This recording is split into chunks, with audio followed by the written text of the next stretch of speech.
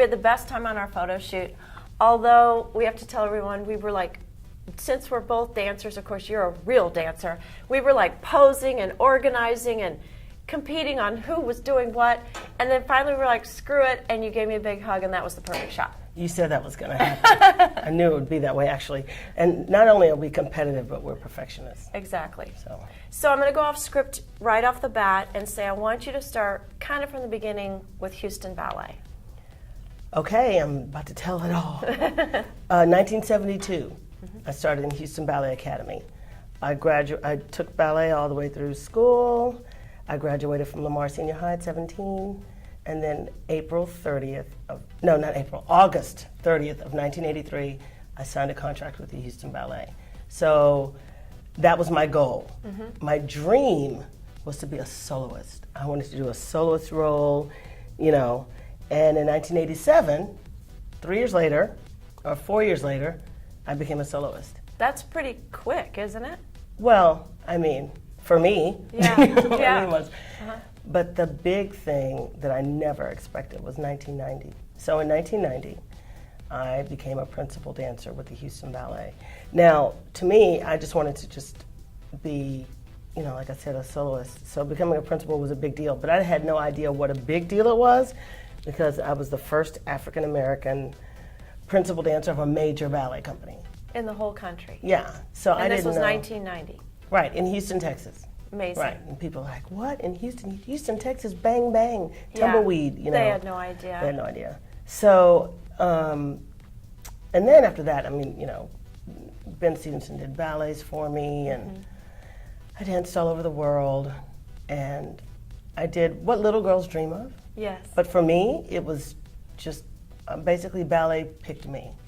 I didn't choose it. My parents decided I should go. I played the violin first, and I was really good. I mean, I was first chair for like 4 years. Oh, you're kidding. Wow. Then I had to make a decision on ballet and violin, and I said, I can pick up the violin later. Anyway, I picked up the violin actually last year, and I couldn't even play Mary Had a Little Lamb. Oh, really? Even though you were like a fourth chair? Yeah, but that was when I was little. Yeah. Anyway, so I danced until 06 when I retired, and I was 41, and I freelanced a little bit. What was the last ballet you danced? I don't remember. Nutcracker. Okay, because I know I was there, but I didn't remember. Yeah. It was the Nutcracker, and it's funny because I'm known as the Chocolate Sugar Plum Fairy, so it just worked out that I finished with the Nutcracker. And I was in Houston Ballet's first Nutcracker, so it was a little bittersweet for me. Weren't you known, along with Ben, as being at Houston Ballet like the longest period of time of pretty much anyone at the time you retired? Well, yes. I retired. I've been here, like I said, I've been here since '72, and I'm still there. Yeah. I'm still working for Houston Ballet, so yeah. I'd say I've been there longer than anybody. So I'm sure in 1990 when you got promoted, word traveled that this happened, and you started a trend. I mean, look at Misty Copeland, and weren't you up there when she was promoted and giving her flowers and everything? Actually, she invited me to come see her do her first Swan Lake at the Met, because I think she did it a few weeks before in Washington. But her first Swan Lake at the Met, and it was arranged that I got to come on stage and give her flowers. That's amazing. Then the next week, it was announced she was going to be a principal dancer. Well, it was 25 years later. So it wasn't like a real trend. Yeah. So it's not like good point. There's a lot of black ballerinas, well, principal dancers. Now there's a lot of black ballerinas. She and I are definitely not the first. The media likes to do that. But I mean, and as a matter of fact, I was just in New York with Dance Theater of Harlem that was celebrating ballerinas of color, not just black ones, of every color, right? And I got to meet a couple of dancers that were ballerinas back in the 30s, 40s, and 50s. Really? Yeah. So, you know, but we are principal dancers in major companies now, so and now there's social media, so you get to see, the cool thing about it, everyone asks me about it, you know, how do you feel, you know, this should have been you, and I'm like, well, no, it shouldn't have been me. I've already been me. Yeah. I've already done it, and she's dancing now. I'm not dancing. Right. But what's neat is we get to see dreams unfold online. Yes, or on your phone, or on your computer, and I just think that's really cool. I think it inspires. Now it is a trend. Everything becomes a trend because more people see it at once. So then everyone does it, or everyone wants it, or do you know what I mean? Yeah, I do. And I think that just like because of Tiger Woods, I think more people of color picked up golf. Oh, absolutely. And I think and when tennis? they see someone like you and Misty, girls of color go, I can be a prima ballerina. Right. What's the problem? Right. So, but my thing is, when I retired, I want to dance to be for everyone, not just people of color, not color, whatever. I don't care what color you are. Right. I just think every child should have the opportunity to experience the arts. So that's how I went into education and community engagement. What was neat is that Stanton, our director now, saw something and said, I think you'd be really good at this. So tell us tell everyone what you are doing now. So I am the program manager of Houston Ballet's Education and Community Engagement Department. So what I do is I get to go and teach dance or arts and education programs in schools and underserved communities and basically just all over Houston. Don't you love that Houston Ballet offers that? For free. For free, and has someone school. of your level do that. I just think it's amazing. Well, the thing that we want to do is give as many children as possible a quality arts education. So it's phenomenal. I've been over there many times, and I see you teaching the kids, and it's just remarkable. We got busloads coming in. It's great. Yeah, no, it's fantastic. One fear I had as a dancer, and actually I just had it because I just did a cameo with Sleeping Beauty, is that I'm in my dressing room and I hear my music, my entrance, and I'm running down the stairs, and I'm running down the stairs, and the stairs never end. And it's horrible. It's horrible. To go get on stage? To go on stage for an entrance that I've missed. Wow. I know. And that's a recurring dream? Oh, it's a feeling that I'm going to have, so I'm always down there early. I get to, I got here early today. I just... Did something bad happen to you? Like Never. You missed a cue at one point? Never. Wow. I never miss a cue. Yeah. And so it's a healthy irrational fear. Yeah, it's a healthy irrational fear. Wow, that's amazing. So everyone's going to want me to ask about your arms. Give us a few tips on how you take care of your whole body, besides dancing, because not everyone's going to take ballet class. I'm horrible. I don't take ballet class. I don't take yoga, and I should take yoga, but that's just because my knees are a little beat up, so bending in some of those positions isn't easy. But, okay, 10 reps of 10 of a push and a pull. So if you do, so if I do 10 extensions with my legs, then I'm going to do 10 curls. That's one set. So you have to do 10 sets of 10 reps. Right. Of a push and a pull of anything, whatever. Okay. So when I do pull-ups and dips, I do 10 pull-ups, then I do 10 dips. That's one. You can do 10 pull-ups? With assist. Girl, have you seen the machines lately? What age are you in? She obviously has not been to the gym. So they have this little assist bar that you can stand on or kneel on. I'm sorry. But I try to keep the weight really low. To where it's like a third of my body weight.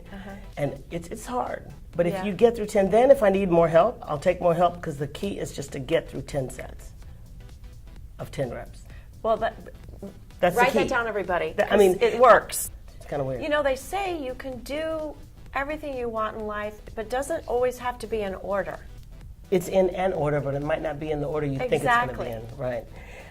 So most important, the big thing is I am going to be a permanent exhibit in the latest Smithsonian Museum. What? In Washington, D.C. What?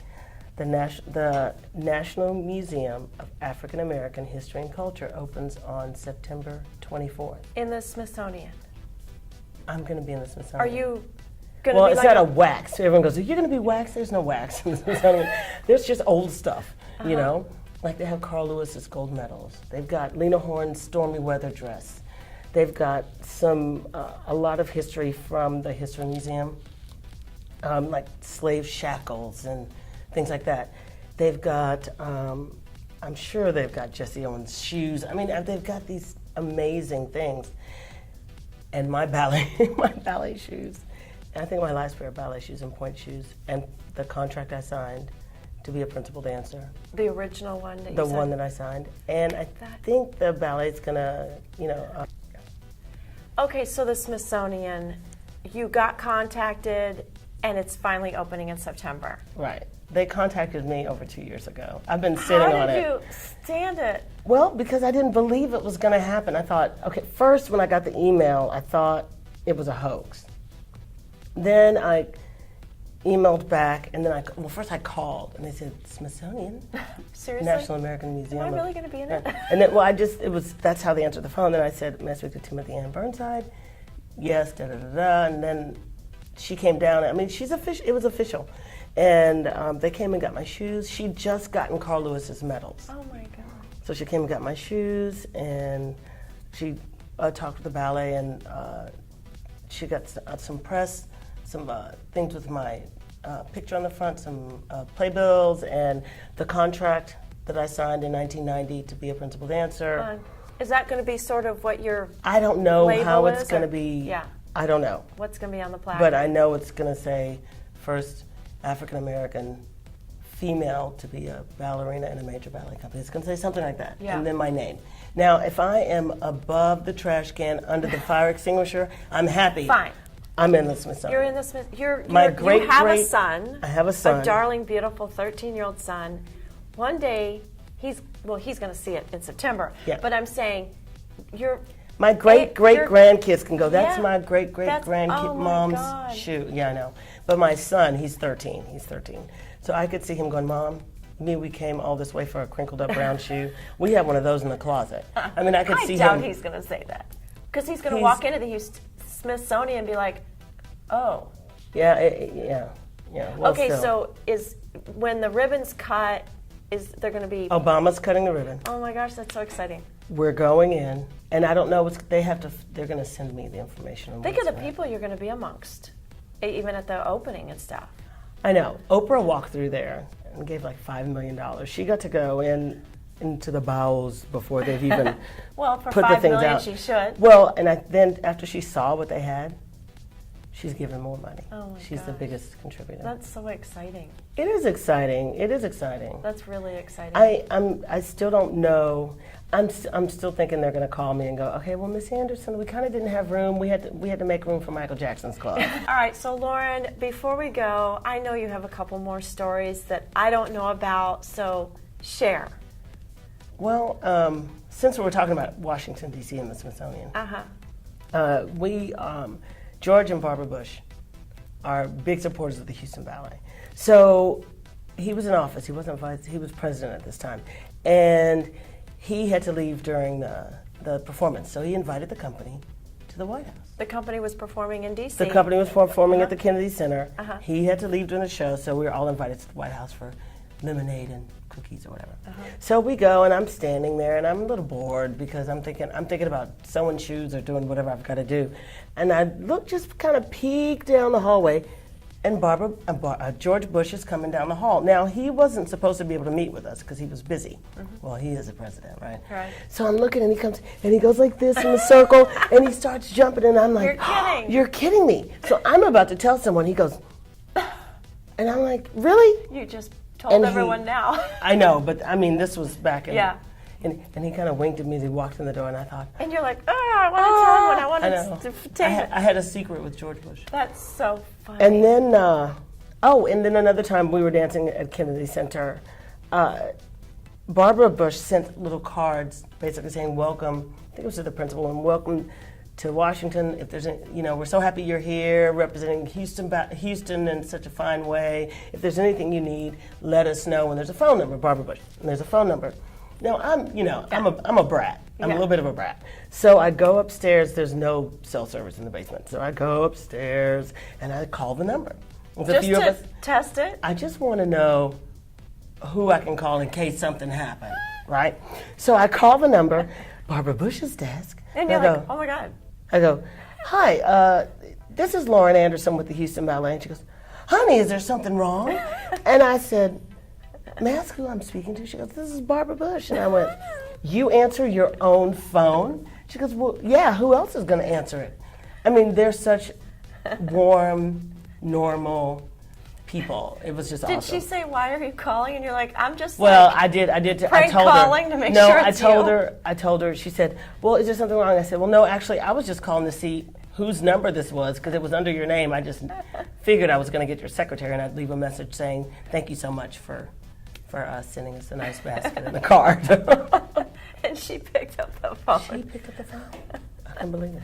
Hey, Barbara, what's up? Yo, Barbara. Yo, Barbara. No, speaking of yo, okay, wait, there's one more. Sorry, there's one more. Please tell us. So it's my very last performance, not the one where I was a Sugar Plum Fairy. Stanton, they did a tribute to me at the Jubilee, and George and Barbara Bush were at that performance. And I was taking off my shoes, and George Bush... Did you know they were there? No, I had no idea. George Bush comes backstage, and I look up and I go, George! Stanton looks at me like, you did not just call him George, the former president of the United States. You're calling Barbara. Barbara, yo, George. Anyway, so I jump up, and I'm about to give him a hug, and Secret Service, and they're like, it's okay, So he leans in. I kid you not, he leans in. Lauren, you got to use the P word in public. And I said, yes, sir, Mr. President. I'm sorry, Mr. President. I couldn't believe it. It's just because...